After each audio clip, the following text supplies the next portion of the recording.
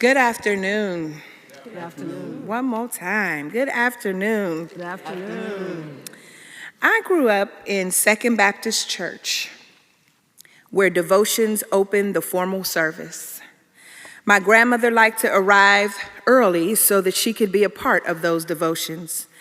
Devotions in the Black Baptist Church are sacred moments of personal and corporate reflection, prayer, testimony, and communal singing before the liturgy officially begins. They were, in truth, our theology in motion. As I was thinking about how to frame this afternoon's symposium theme, the gift of hope and the human condition, the memory of those devotions flooded my soul. I could see the all-male deacon board standing at the front of the church, dark suits and red ties gleaming against the light of stained glass. I could see the mothers of the church seated in the first few pews, clothed in their Sunday best, my grandmother among them, always with a hat just right for the occasion. And then I heard the sound, steady, syncopated, resolute. My hope is built on nothing less than Jesus' blood and righteousness. This hymn, "On Christ the Solid Rock I Stand," written by Edward Mote in 1834, was adopted and restored by the Black church as a hymn of survival and defiance. For our people, it was not merely a declaration of individual faith, it was a communal act of resistance, a way of saying, though the storms rage, though the systems conspire, though our condition bears the marks of suffering, our hope remains a gift from God, forged in the crucible of our shared humanity. I didn't understand then the conviction with which elders would sing, the fervor with which they would rock, or the passion with which some would rise and fling their hands in the air. And when I would lean over to ask my grandmother why, she would gently shush me and say, "Just keep living." Well, I now have lived long enough to understand. I understand what it means to manifest hope amidst what often feels like an impermeable human condition, to hope when the evidence says otherwise, to stand on something solid when everything around you is shifting. What I now know is that what I saw those elders doing when they sang that hymn was utilizing hope as a technology of survival, a spiritual code encrypted in our DNA. It was a living theology that connected the hush harbors of our ancestors to, even now, the digital spaces of our present. I now know that even if they felt hopeless, singing about hope revealed how hope lived in their imagination. Singing devotions was their ability to dream new worlds while the old one trembled. Hope is what allowed them to preach, to protest, to plant gardens, and to sing freedom songs, even when the night was long. Hope for them was not an individual possession, but a collective inheritance. It was the rhythm that kept them rocking in time with one another when the human condition tried to silence their song. Hope in the African American church has never been naive. It has been stubborn, insurgent, and deeply incarnational. It shows up not as optimism, but as endurance with imagination, as that sacred capacity to envision the not yet while standing firmly in the now. Dr. Alton B. Pollard III has spent a lifetime teaching us that hope is both a gift and a responsibility. His scholarship, his leadership, and his living witness have called us to see humanity not as an abstraction, but as an unfolding story of divine possibility.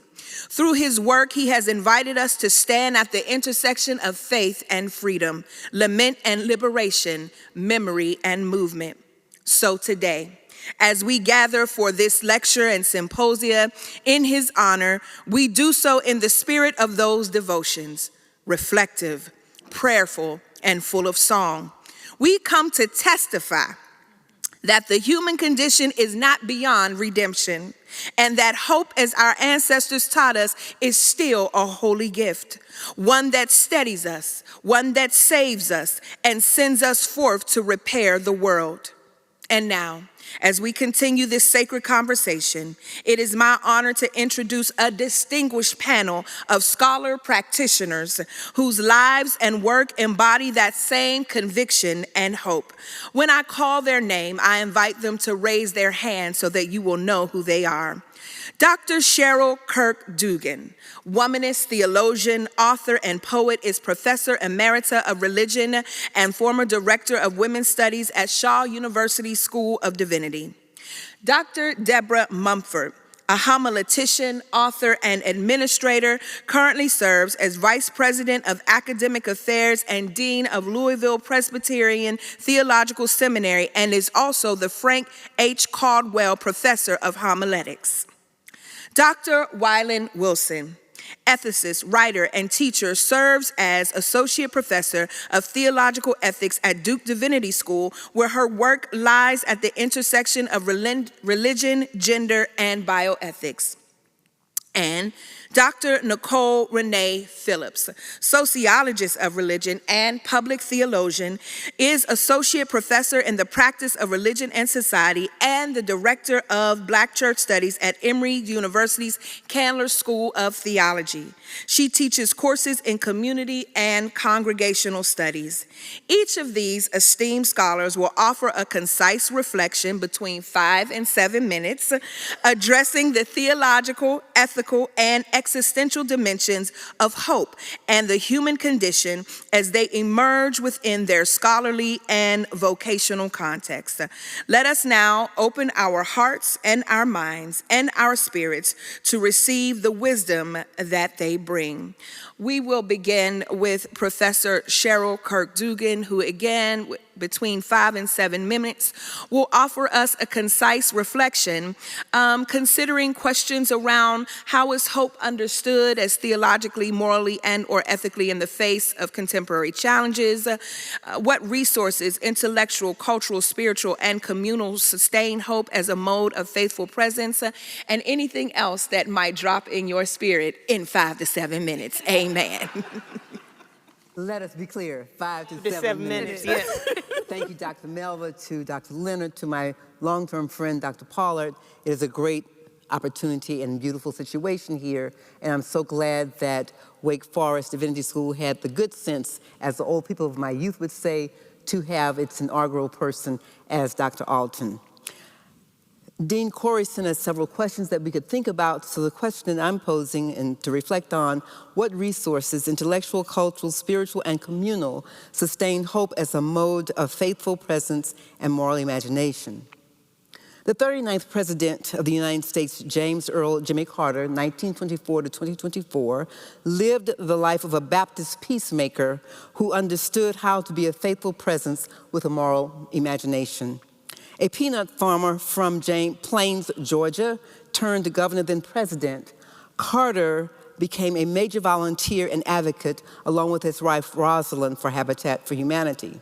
The Carters lived and embodied hope.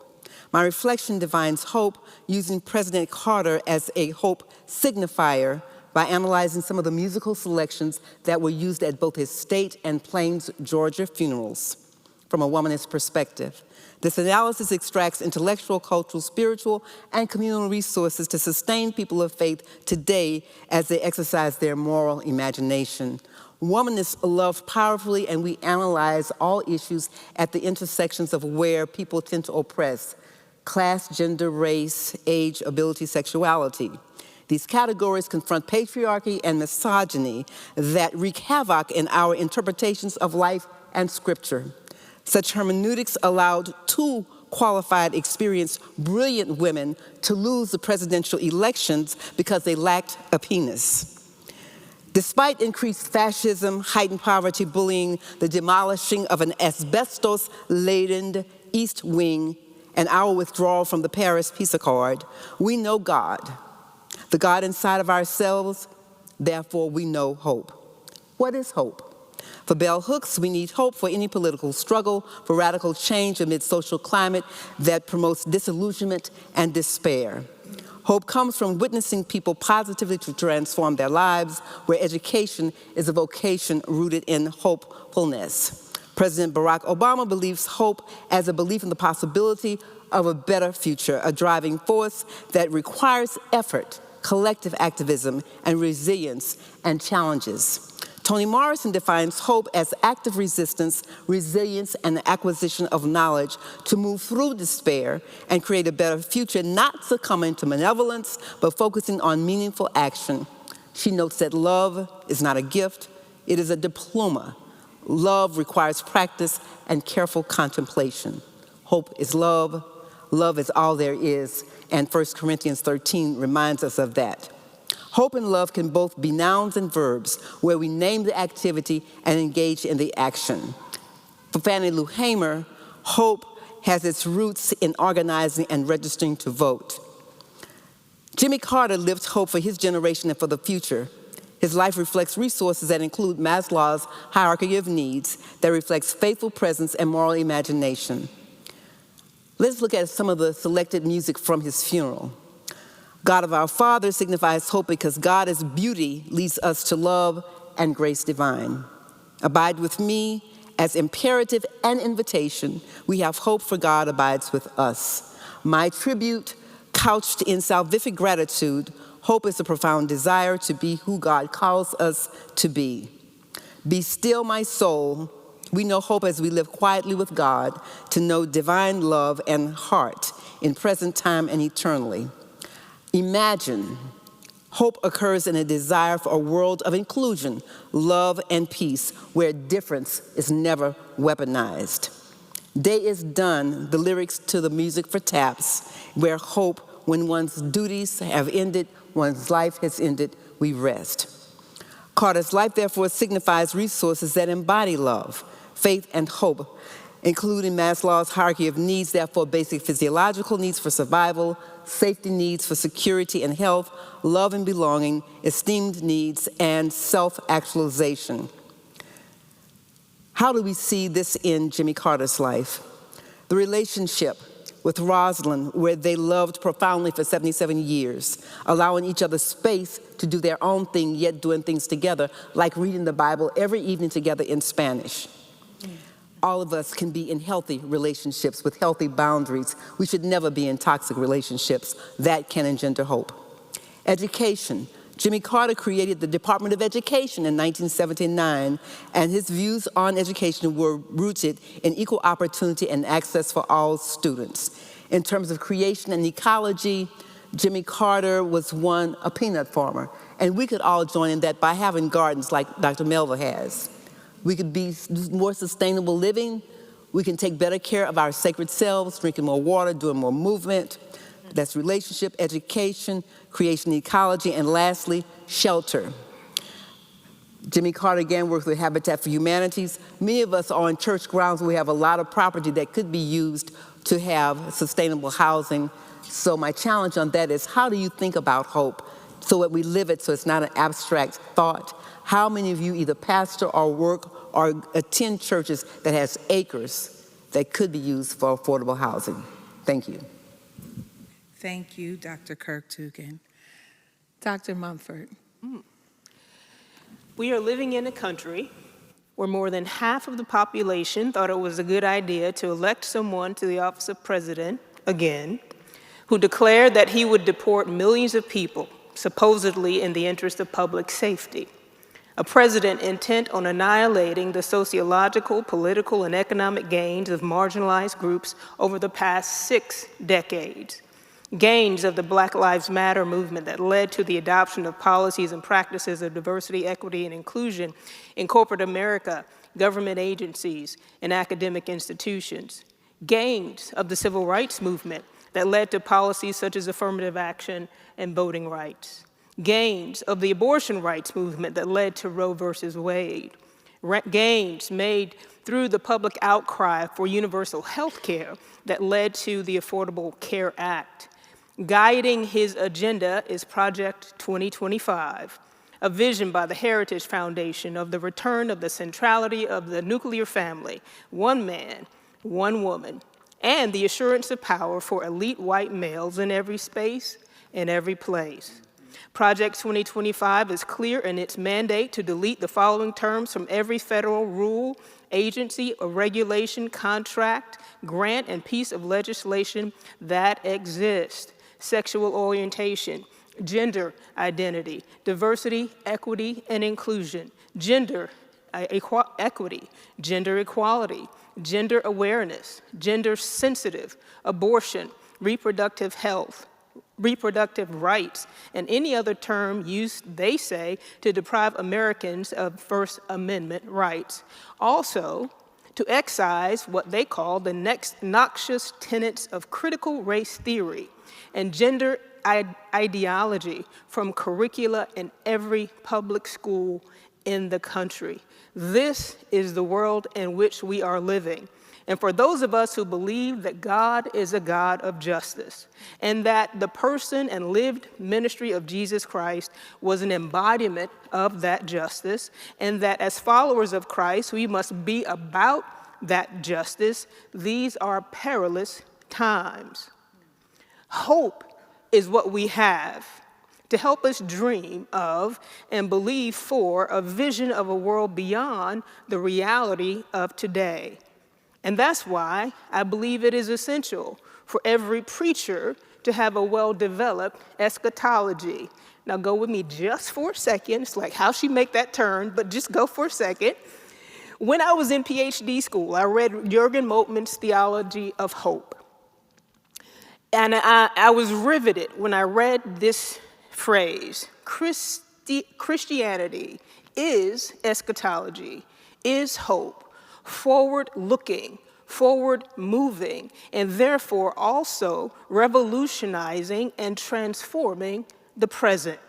In other words, we shortchange eschatological possibilities when we envision eschatology solely as about the end times, about God breaking into the realm of human history to bring about judgment and the end of human existence as we know it. It is so much more. Eschatology is about seeing the world as it is and knowing that because of the person and work of Jesus Christ, it can be more. It can be better. It can be transformed into something altogether lovely. It is with the eschatological visioning of Black liberation theology, of womanist theology, of feminist theology, of mujerista theology, of disability theology and queer theology that preachers need to engage. And if they engage it, they can provide their people with visions of a better world, a world that is more just, a world that is more equitable. A Christian sermon without hope does not honor the prophetic ministry and the gifts and the abundant grace of the one we claim to follow. We have to have hope, especially in the preaching moment. Ashe. Professor Wilson. Hello, everyone. I am so grateful to be here and just a blessing to be with Dr. Alton Pollard III. It's been an amazing mentor in my life, and love you and thank you for everything. So I do want to talk about hope with regard to kind of the theological and ethical gift that it is to us, but then also kind of in this kind of practical way that it truly shepherds us through these difficult times. So I am, this semester, I've been teaching a course on grief and human flourishing. And when you think about grief, there are two things that are really central in this course. One, of course, is love, because grief is love, right? But the second concept that is really important is hope. Because we do grieve We grieve because of the various forms of loss that we have in our lives, right? But we grieve because of sometimes losing hope or losing that dream, losing something that we hoped for. And we are now in the midst of a time where many of us, we already have, many people walk around, myself included, we all walk around with some level of unresolved grief, right? So you already have that. And then, given the context that we are in, we are now grieving the loss of some of the protections for vulnerable populations, right? We are grieving the social division. We are grieving the politicization of history. We're just grieving so many things. And we are also aggrieved, right? And so hope is something that we need more than ever, particularly for our young generation coming up.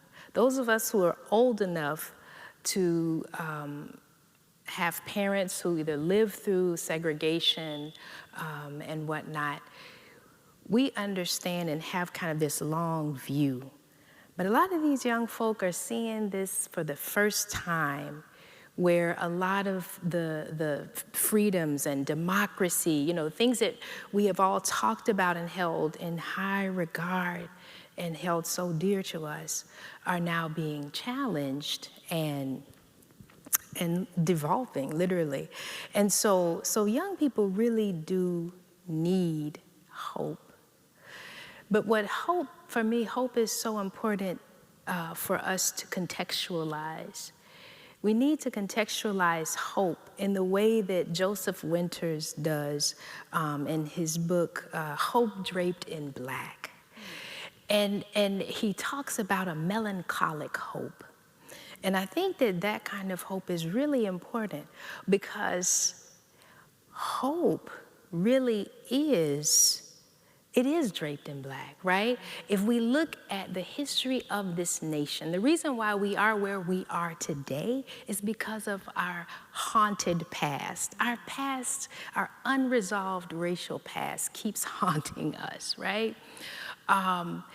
And not just racism, but sexism, classism. I mean, there's so much xenophobia. We are haunted by our past.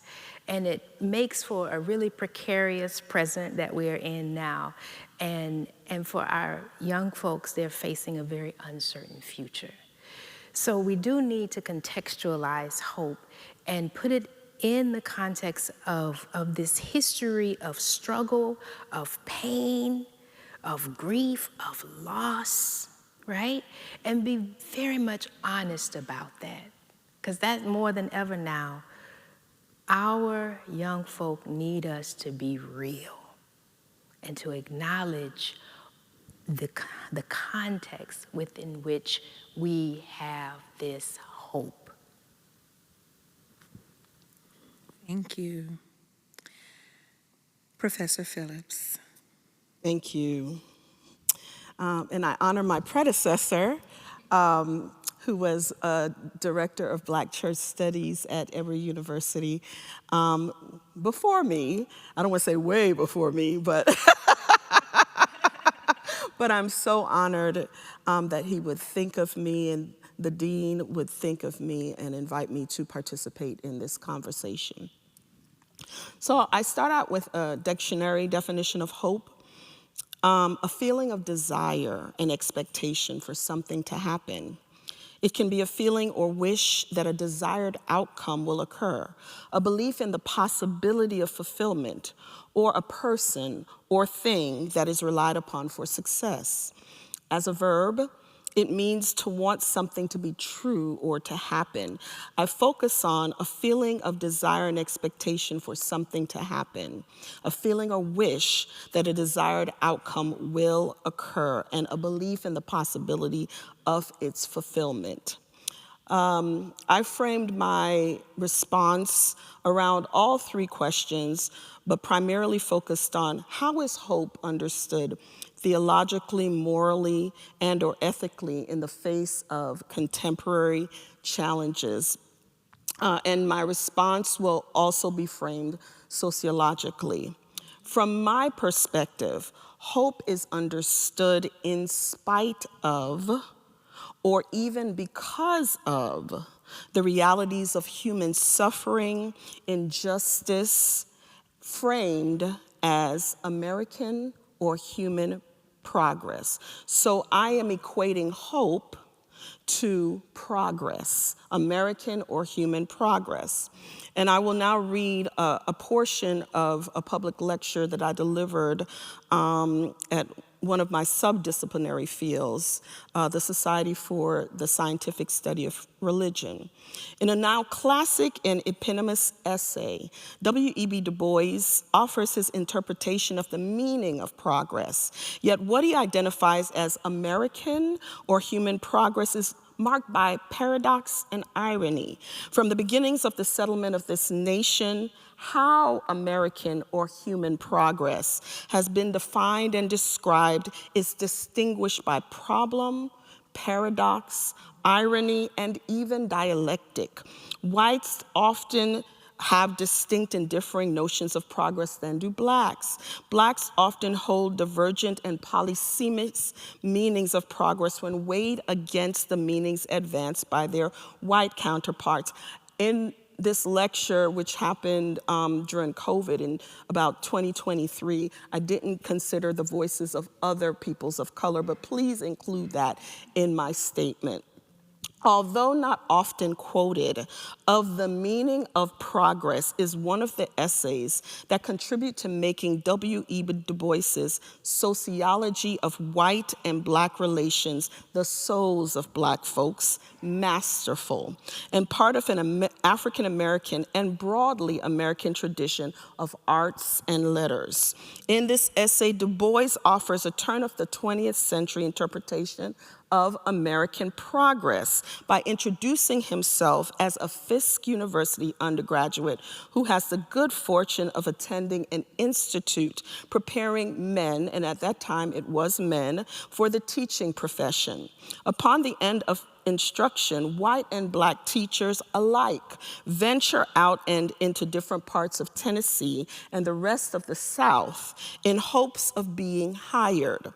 Yet, the hunt for a country school develops into a grim task for the highly educated and trained Du Bois, whose heart sinks upon encountering seeming rejection after rejection when he inquires about teaching positions. Every schoolhouse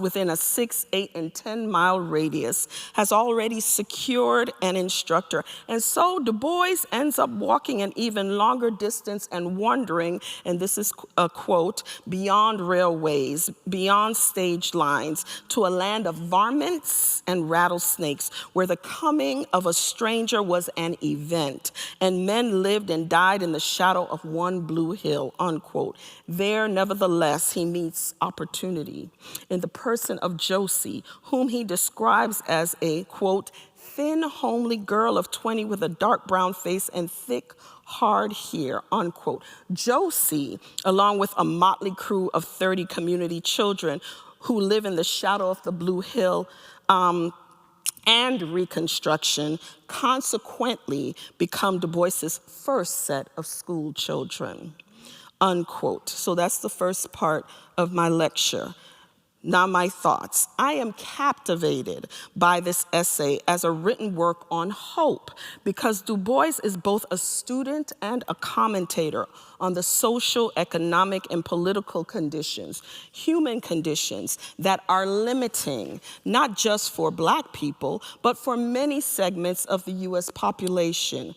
Poverty, deprivation, segregation, structural racism. In the early 20th, post-Reconstruction, Reconstruction ended in 1877, Plessy versus Ferguson's 1896, all of that was a reality. Yet Du Bois still has the wherewithal to consider American or human progress amid these dismal conditions, not just for one race, but for other groups experiencing suppression and oppression. These conditions through which he lived would for many of us today evoke disillusionment, depression, fear, or dread. But the very fact that he writes this essay reminds me of what the philosopher of hope, Ernst Bloch, termed militant optimism.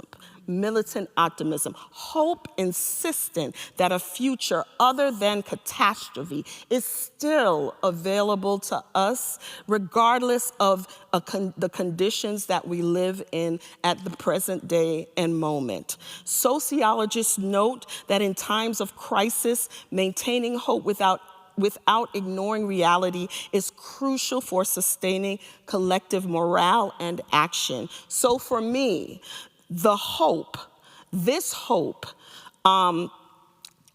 emerges even in the midst of limiting conditions and do not halt human or American progress.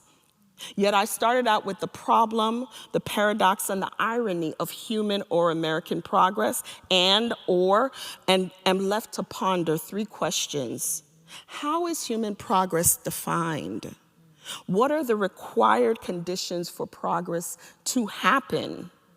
And I wonder if human limitation and suffering are part of the soil or the fodder for progress. From my perspective, hope is understood in spite of, or even because of, the realities of human suffering, injustice, and limiting conditions, framed as American or human progress. Here, I'm also suggesting that the kind of progress emerging from the soil of human limitation and suffering can bring about social and structural change. This is not a naive optimism, but a recognition that transformation often arises from tension, hardship, and contradiction. The very conditions that seem to constrain us, economic inequality, racial injustice, ecological crisis, violence, racial, ethnic, and political polarizations, and social fragmentations, can also be the crucibles in which new visions of justice and community are forged. In this way, hope becomes a radical act, not a denial of reality, but a commitment to reimagining it. Here, I'm also suggesting that the type of progress emerging from the soil of human limitation and suffering brings about social and structural change. And this is my last thought on this, and this is debatable. Biblically and theologically, we see in the scriptures that characters such as David and Joseph and Mary Magdalene, and even ancient Israel, I'm not a biblical scholar, but they do not rise to positions of leadership, authority, or esteem without the influence or impact of tensive, conflictual, and oppositional conditions that help shape who they ultimately become. And so, hope for me emerges out of these limiting conditions that are meant to constrain humanity, and hope can then be equated to human or American progress. Thank you, thank you, thank you, thank you all.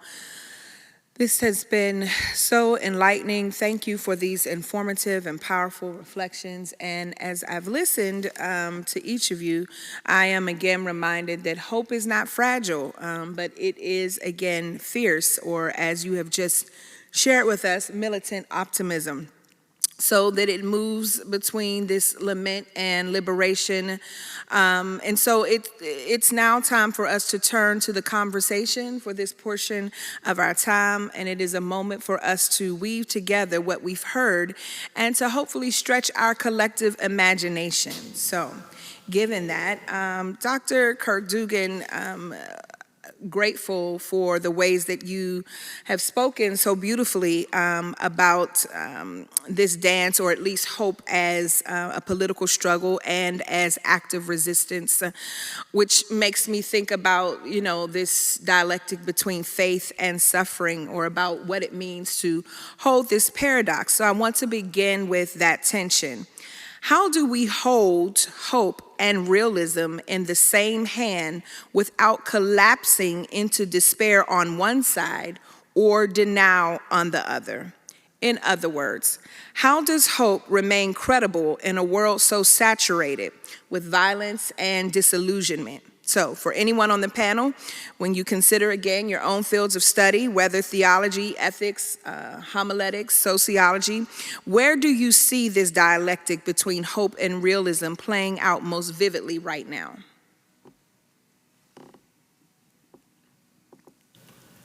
I think we see it playing out most vividly.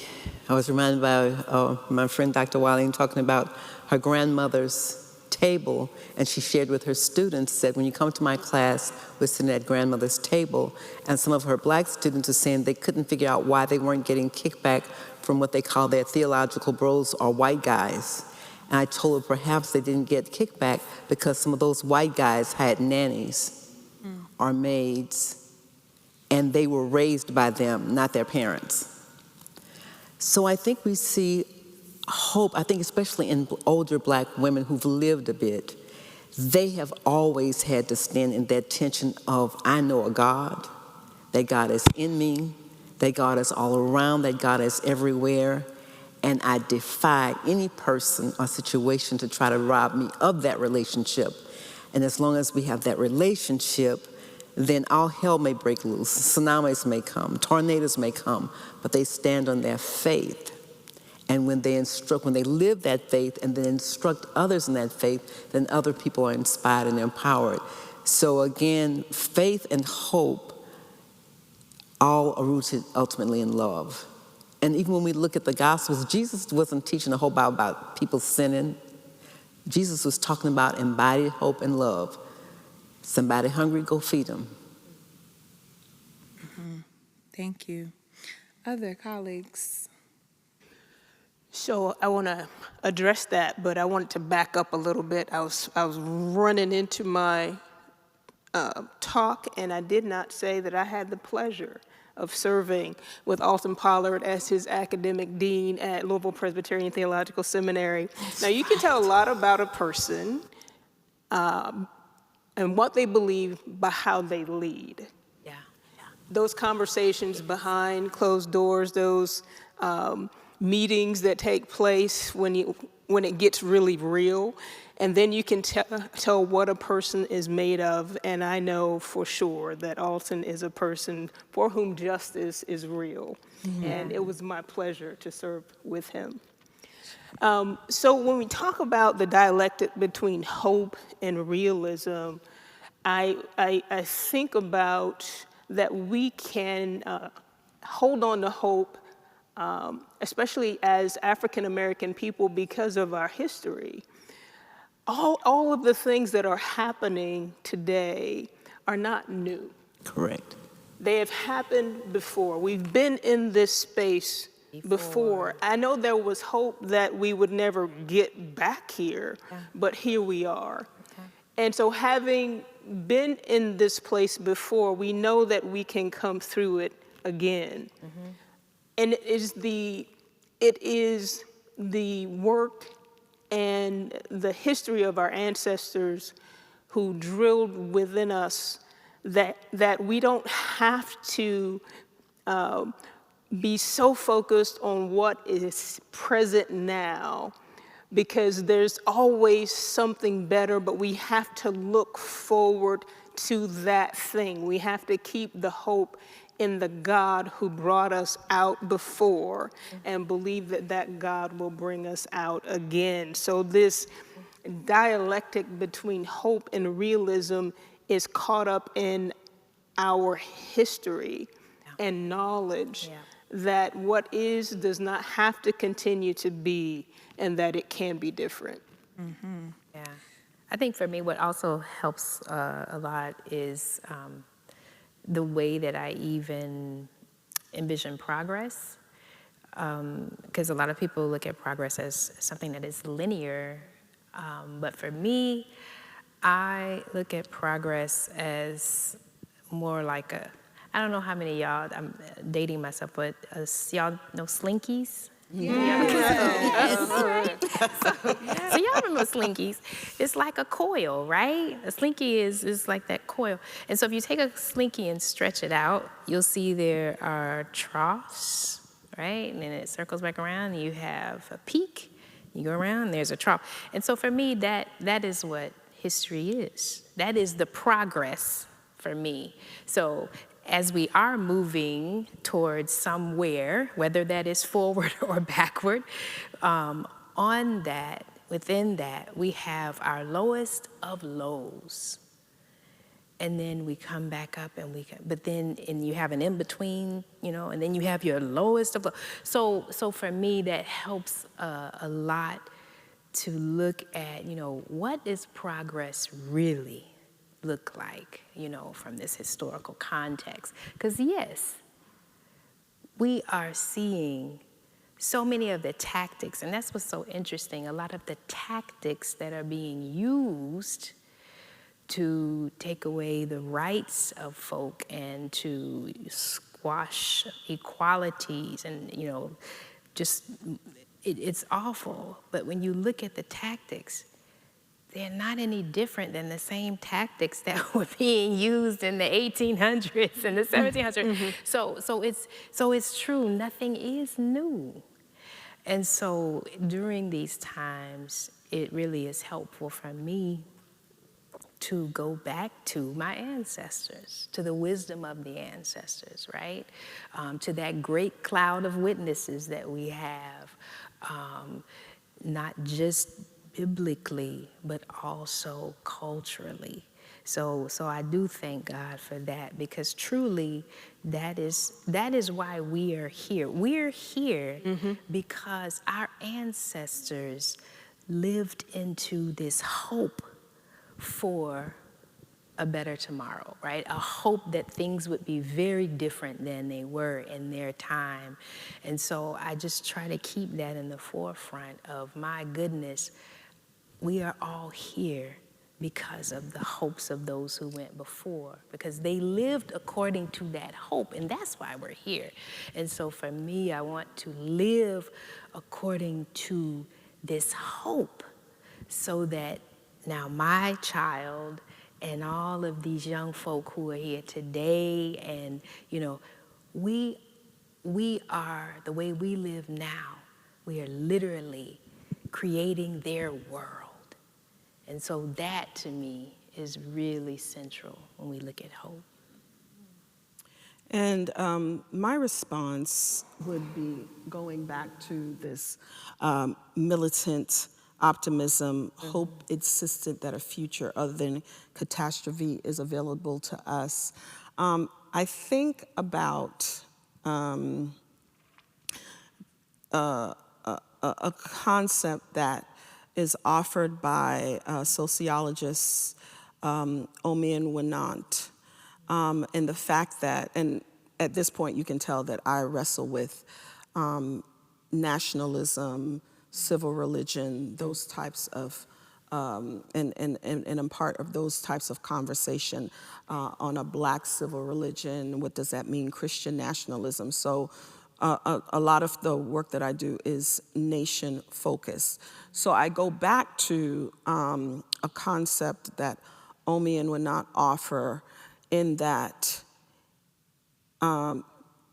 many in our American public now are despairing over what is happening in society and really don't know where to turn. But I have to remind people, as Omian Winant says, for every despotic project, there are democratic projects. There are freedom dreaming projects. But the freedom dreaming must come from you. You cannot be and allow yourself to be stymied by despotism. Whether you want to call it authoritarianism, whether you want to call it a dictatorship, you cannot afford it. Not if you are phoenixes and you're going to rise from the ashes. And so this hope realism dialectic centers around the fact that there must be a response to despotism. And that response must come from the people who will push against that.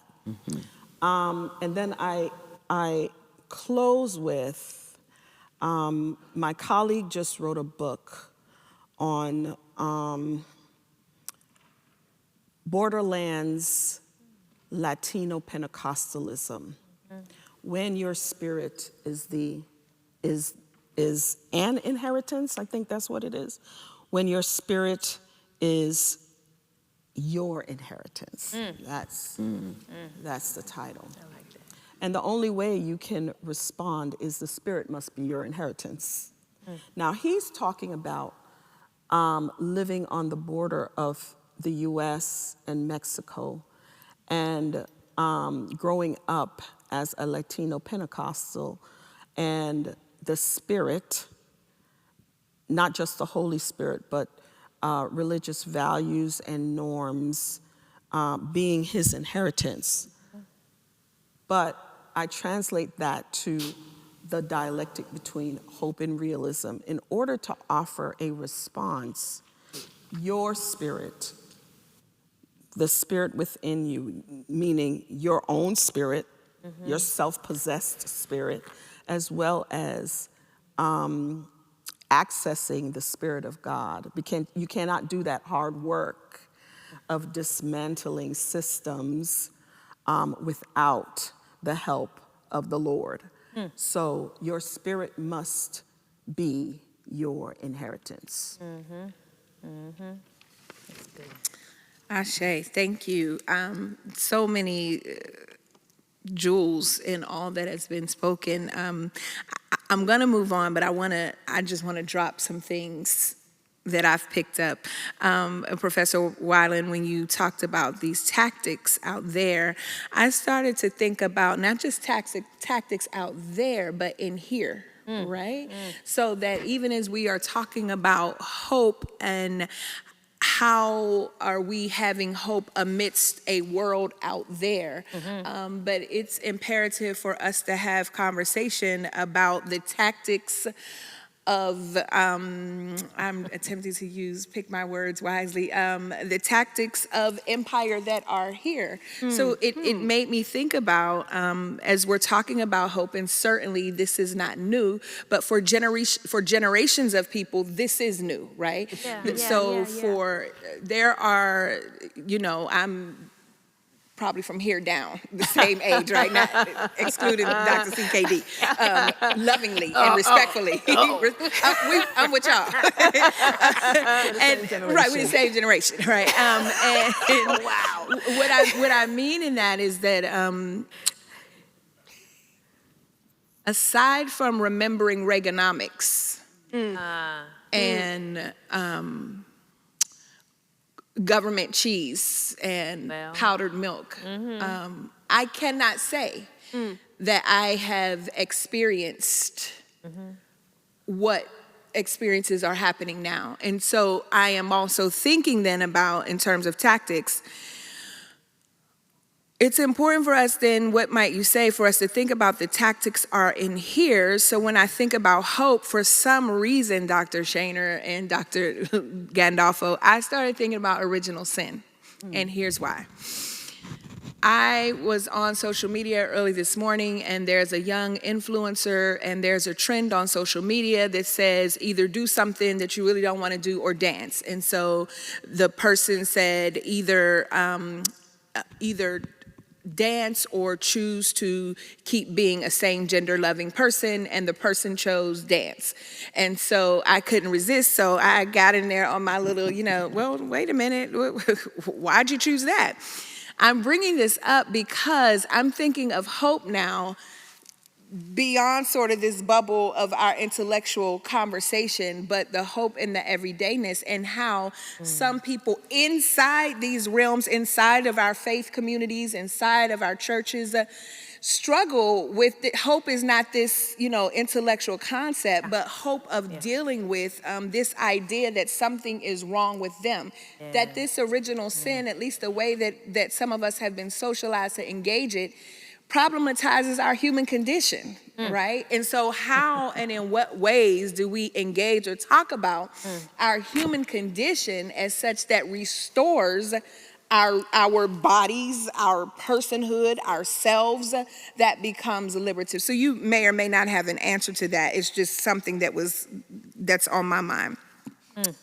I want to move our conversation to what has already been shared, but around hope as resistance and creativity. And as one of you, the militaristic optimism makes me think of Dr. Earl Fisher, Dr. Mumford, his concept of sermonic militancy, right? And so you have shared with us how hope needs to be used in a sermon. But if the opposite of despotism is, for me, imagination. So we've talked about hope as an act then of imagination, as I've heard each of you say, a way that our ancestors have dreamed of new worlds while their old ones tremble. How would you say, to go a little bit deeper, Professor Mumford, as a homiletician and as a leader in theological education, what then would you say it means to teach or preach hope in times when institutions and even faith communities are themselves struggling to believe? My. Yeah, that is certainly a challenge, and it I think it really is important. I had mentioned before that it's not new, but one of the things, and you said that for some people, it is new. And I think we have missed opportunities both inside and outside of our institutions to actually teach the history that has been lived, right? Yeah. We complain about the fact that comprehensive history is not taught in public schools. True. But why do we wait for public schools to teach this history? We have all of these institutions, churches on every block that you go through in cities, rural churches that are there every week. They are just there. And why are we not teaching this history in church? I haven't understood that. I don't quite get it. And even in our curriculum for our seminaries, very often we limit the history that we teach to like history classes, right? And you have to enroll in a history class to get the history, but it seems like in our curriculum that history is just part of everything that we do, and it should be, I should get some history in homiletics, I should get some history in theology, I should get some history when I'm looking at pastoral care. It should be sprinkled everywhere throughout the curriculum so that people don't graduate, people don't leave church without knowing where we've been and where the possibilities for future can take us. And so I think about the missed opportunities that we have, and for us to lean into that so that nobody can say that they don't know because we've taken the time to teach them. Thank you. Thank you. I just want to jump in real Please quick. do.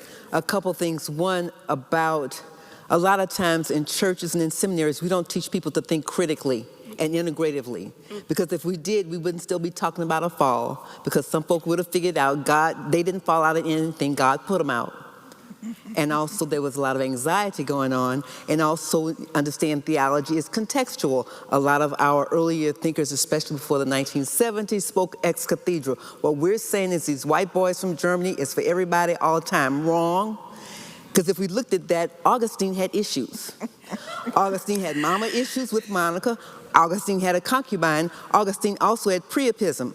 Priapism is a situation, a physical condition where a man has erections all the time and can't control them. So Augustine is thinking, if I got all these issues and I'm this smart, then the rest of you folks, y'all sure must have these issues. So that's how we get this whole notion of original sin, which goes back to the fact when a person is not clear about who they are and who their God is, they get confused. And with that confusion comes erroneous doctrine. And then from Augustine and Calvin and all the other boys, with predestination and the this and the that, we've got a lot of bad theology that a lot of our denominations are rooted in. Yes. So we need to do some, Sankofa moments, looking back and being present, and rewrite some of that, Dr. Leonard, so we can help people get clear. Yes. Because if those who, and not everybody goes to seminary, we also understand that. But for those who do get trained, we need to do some cleanup and some right thinking, because if they would get right thinking, then people wouldn't be talking about a fall. People wouldn't be afraid of sexuality. They would go, if God made us, it made us very good, well, that doesn't mean my brain is wonderful over here and my sexuality is over there in Mars someplace. It's the same body, which means my brain is good, my genitalia is great. And I just love when Suge says, God liked them things. God liked for us to feel good, and they meant somebody. So if we taught and preached like that, we wouldn't have children who are not emotionally developed since the frontal lobe doesn't close until you're 23 years old, jumping in back seats and saying, oh, I want some, because parents are afraid of, you better not do that, you better not do that. The first thing children do, or why mom and them say we shouldn't do that, well, let's go try it. Will this feel good? Well, yeah, it kind of feels really good. But they're not ready to deal with all the implications of that. Of being a sexually active person, and then all the confusion they go. So we need to clean up our acts in seminaries and in churches to speak truth and about the beauty of our bodies and the sacredness, and quit saying we're sinners saved by grace. That's killing us. I say. Well, I just want to say, when I went to seminary, when Dr. Alton B. Pollard III was my professor, we learned that. Amen. And we teach that here at Wake Div. Amen. Yes.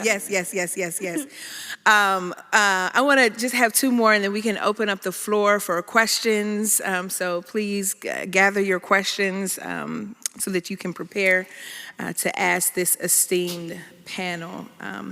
I want to move to hope, moral agency, and this idea of the common good, that there is a moral dimension of hope that shapes how we act, how we care, and how we show up for one another. So the question is, what does it mean for us to talk about hope as moral agency, as a way of being accountable to the future we say we desire? So Dr. Wilson, as an ethicist whose work sits at the intersection of religion, gender, and bioethics, how does hope inform ethical discernment in spaces where human suffering and structural inequity collide? I'll say it again. How does hope inform ethical discernment in spaces where human suffering and structural inequity collide, especially in matters of health, embodiment, and justice? Yes, thank you for that. So one of the ways that I think is really important for us to look at what hope does, hope is really powerful because it's formative, right?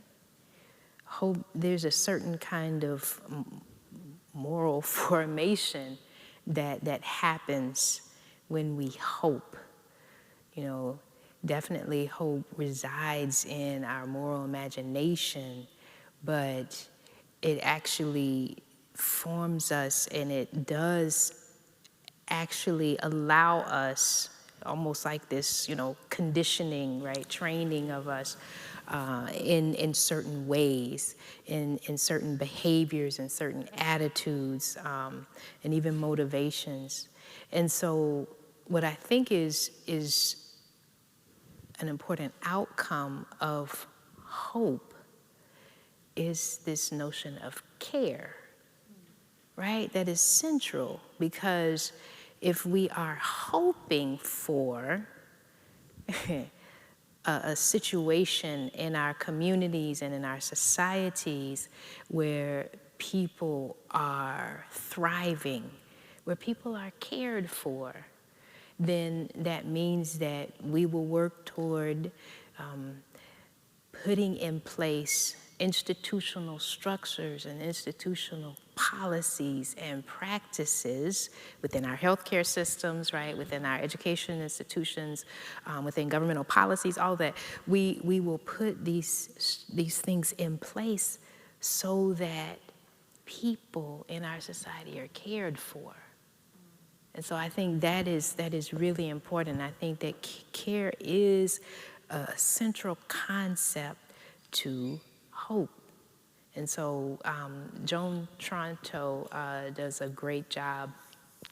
She, in her book, Caring Democracy, she does a beautiful job of really talking through the importance of us structuring our society and our relationships where we have, you know, a real clear sense of responsibility. What is our responsibility to one another, to caring with, you know, because a lot of people, and we hear it a lot today, people are very uncomfortable caring for someone else, right? So that's why people are like, I don't want to pay taxes, because people who are not deserving of whatever social, you know, the benefits of social cooperation, people think that some people aren't deserving of that. And so Joan does a great job of centering this notion of care, and we need to think through, you know, if we're going to look at a democracy, it really does need to be a caring democracy where we do talk through our responsibility of caring with one another. Thank you. So as we prepare for audience questions and reflections, which will close out this portion, I want to invite us to look ahead to consider what hope looks like beyond the moment. How do we nurture a hope that is not just reactive, but a hope that is revolutionary? A hope that sustains movements for justice, that dares to reimagine theological education, as Dr. Kirk-Duggan just shared, and that calls us to keep building even when we cannot yet see the fruit.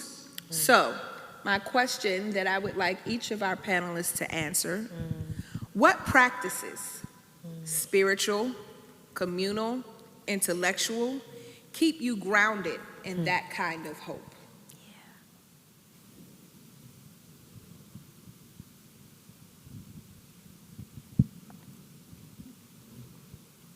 Our personal practices. Spiritual, communal, intellectual, personal, collective. Okay, so I wanted clarity. So I'm thinking about I'm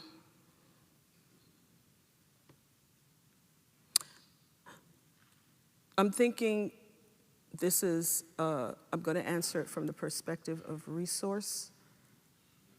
Because you also ask a resource question when you ask, what are your resources? Correct. For staying grounded. And as a sociologist of religion, I read a lot of ethnographies.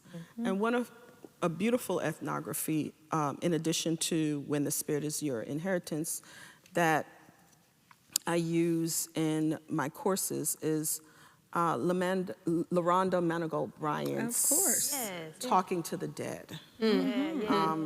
What is it? That's A our friend, ritual, y'all. yes, ritual memory, or what is it? Ritual religion and live memory among Gullah Geechee women. And I think that your spirit must be nurtured. You have different institutional resources. And her book identifies community and family and church, but not just church, because it captures, the book captures the narrative of 7 Gullah Geechee women who hold a ritual process and spirituality and Africanized and African spirituality in tension with their church understandings. And they don't see a dissonance. They don't see a conflict. In many respects, there's synchronicity. Some synchronous. Some would identify the type of religion that they practice as syncretistic, and I know that that's a loaded term. Yet they hold the spirituality as well as their church understandings, church doctrines, and so on, in tension. So I would say, for them and for me, a resource is spiritual practices or engaging in communities that will continually nurture our spirits. Yeah. Because the work cannot be done without that happening. And so, some of us get it from our families, some of us get it from the church, some of us get it from holding in tension institutional religion and non-institutional religion. And so I think that might be the start in terms of answering your question about this nurturing of hope. You can't get it without being, as you say, in community. And community can be, that's it, community can be defined in many different ways. And allowing yourself to allow different definitions of what community means to you, so you can access the resources that you need in order to be hopeful. Yeah, I agree with that. And I would say for me, there are several practices that on a daily basis that I have to do. Rest, joy, and connection. And it is hard to get rest, right? Because academics, we are just wired, right? We're always reading something, we're always writing something. Then you got your day job, right, that you're trying to do, and you got family, so we always have something pulling at us. But I think that it is so important to really prioritize caring for this sacred body. The body is just phenomenal. And so I literally try to, on a daily basis, I try to prioritize rest.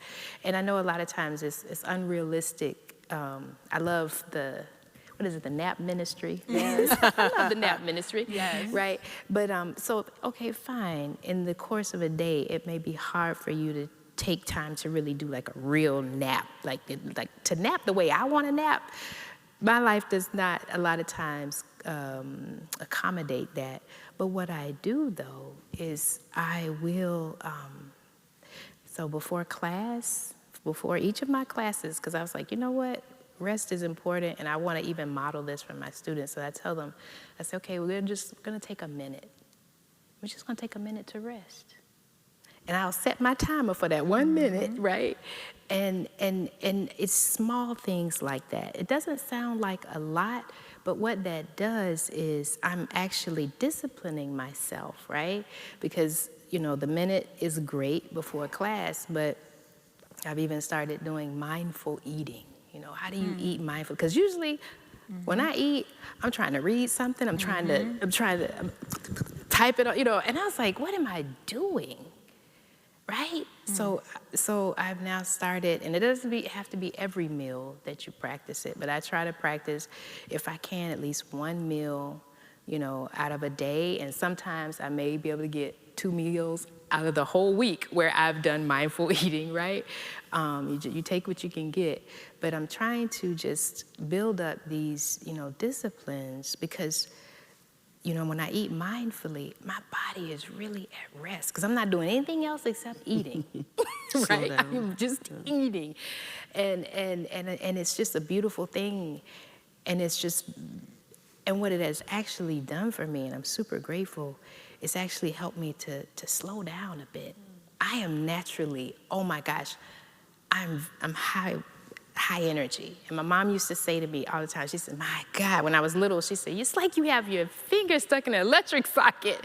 You're just always going, you're wild. And so I really, for me, to slow down is almost miraculous, right? But yeah, just slowing my body, resting, you know, drinking my water. It's all the stuff your grandma used to tell you need to do to take care of yourself, right? But cultivating joy, you know, doing those things what brings you joy? Every week, you should be contemplating, what is it that brings me joy? And have I done at least one thing this week that has brought me joy? Because we get so caught up on all that we have to do. We get on autopilot, you know, and the next thing you know, you've gone through a whole week and you are utterly exhausted, right? And so I think that just trying to cultivate joy, doing those things that bring me joy, spending time with people, whether it's calling somebody, whatever it is for you, doing that, and connection, human connection. I've tried to be way more intentional than ever before about connecting with people, particularly because we are so socially divided. It's just too much division, and when you have social division the way we have now, running rampant in our nation, people stop trusting each other. Right? You find yourself just like distrustful of people. You're like, yeah, I don't know about that one, right? And so to really be intentional about human connection, it helps me. It helps me to kind of really combat that kind of urge to distrust people. It really does. So those 3 things I think are good practices, you know, for me to try to keep cultivating. Yeah. So I agree with all of that. Tricia Hersey was at our seminary just yesterday. Everybody napping. It was just like, you know, just taking a break. It's a beautiful thing. And so we have to take time to do that. And so there are a couple of things that we need to do, especially if we kind of looking at long term, looking at trying to help a new vision to come into being that we may not see, right? So one is surrounding ourselves with people who are positive people. If there are people who are not hopeful in your life, you know, if you have that option, then you can kind of, you know, it's like maybe I need other people in my life.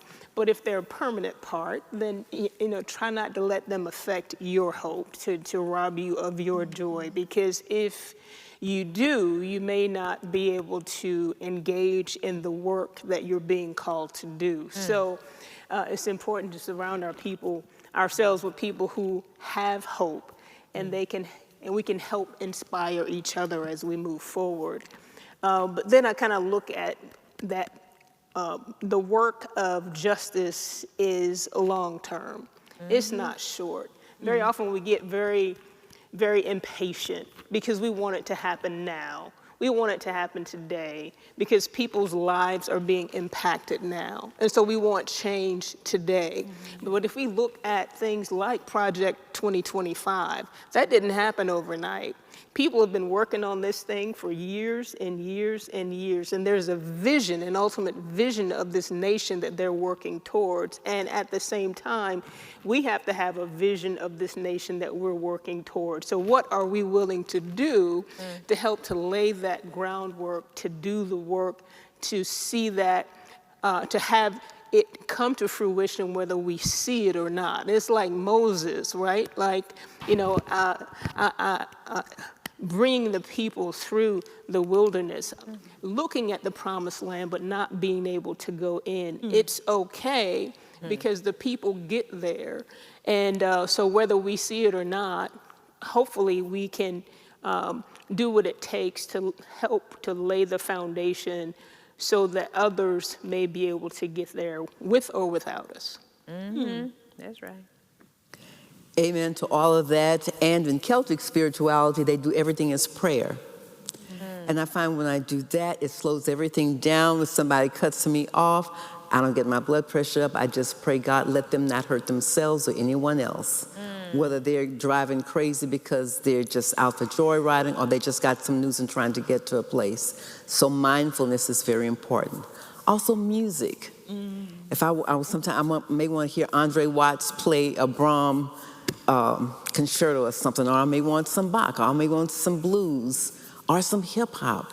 I might need a good old hymn, toe tapping gospel number, 4-part anthem, Mormon Tabernacle Choir. Listen to it all. Depending upon what I need that particular day, I let that music feed my soul. It's also important, I think, for us to have movement. So back in the day, I actually ran a full marathon and lived to tell about it. and so I also do various meditations, and I find that they're very helpful. And I'll also invite us, if you don't have either pastoral care person or spiritual director or therapist or combination, get someone. We all need someone to talk to at some point. There's sometimes, even with family dynamics, we don't quite need to tell our partner, our parents or friends in the family about what that pain point is. Yeah. We need to be able to flesh that through an objective party who can sit and listen, and then if it is something we need to share, they can give us the language to do that. So movement, music, and mindfulness. And then be creative in whatever, like have a garden like Dr. Melva, and you can do like me, I cuss out the weeds. I am not happy with weeds. I pull them up, I cuss them out, and then I sing and praise my roses. Agreed. Listen, friends, we want to make sure that we have receive a break and have an opportunity to prepare to hear our lecturer this evening. We all love to just say Dr. Alton B. Pollard III. Yes. We love to say the name. And so you in some ways have given your final thoughts, but if you have any, you feel like you gave your final thoughts. If you have a brief thought that you want to give, that you want to leave with everyone, I invite you to do so now. And then we will close out, take a break, and come back at the appropriate time. Any final thoughts you might want to share? It's all about love. What is love? Facts. Freedom, appreciation, compassionate communication, trust, and sincerity. When we live that and give it to others, the world works. That's it. And for me, when we talk about hope, it's just about an ultimate vision of the world where everybody is able to thrive, not just survive, but actually to thrive, to be who God created them to be. And when we make that space, then it's going to be a glorious world. So that's something we should aspire to. Yeah. Thank you for saying love, because that's the first thing that pops in my mind, because for me, I started, I don't know, it's been some years ago now. I'll each semester have like a scripture or something that grounds me every semester. And it used to be different each semester. But then 2 years ago, I chose 1 Corinthians 13. And I haven't got off of that yet. I keep, each day, I read it and I meditate on it. I try to do each day. Now, I have skipped a couple of days, but I try to do it every day. And what it has done, it has really worked. It has worked. It's doing a work in my spirit, because as we are in an environment in this nation where there's so much fear and hatred swirling around us, what it is helping me to do is keep love and kind of like what love is. All of that, it's keeping it forever in my mindset. So it's helping me to not get kind of caught up in all of that chaos of hatred and fear and all of that.